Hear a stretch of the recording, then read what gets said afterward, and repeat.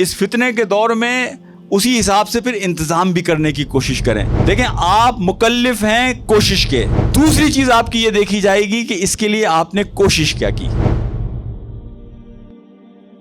کیا آج کے دور میں ایسا ممکن ہے؟ بظاہر پورا معاشرہ بے راہ روی کا شکار ہے.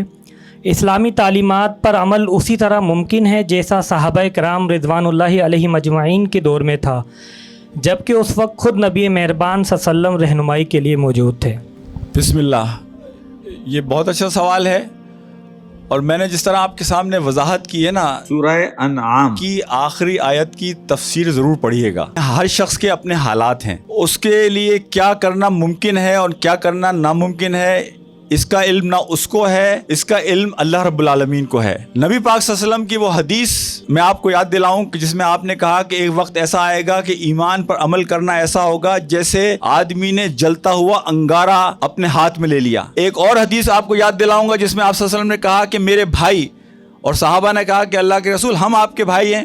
آپ نے کہا نہیں، تم میرے صحابہ ہو، تم ایمان لائے ہو، تم مجھے دیکھتے ہو، میں تمہارے درمیان ہوں، تو تمہارے لیے مجھ پر ایمان لانا اتنا مشکل نہیں ہے. میں انہیں بھائی کہہ رہا ہوں کہ وہ ایمان لائیں گے مجھے دیکھے بغیر، اور ان میں سے ایک ایک فرد تم میں سے کا 50 کے برابر ہوگا. جہاں مشکلات ہیں ان مشکلات میں آپ امید رکھیں اللہ سے اچھی. جتنا عمل آپ کر سکتے ہیں، فتنے کا دور ہے، اس فتنے کے دور میں اسی حساب سے پھر انتظام بھی کرنے کی کوشش کریں.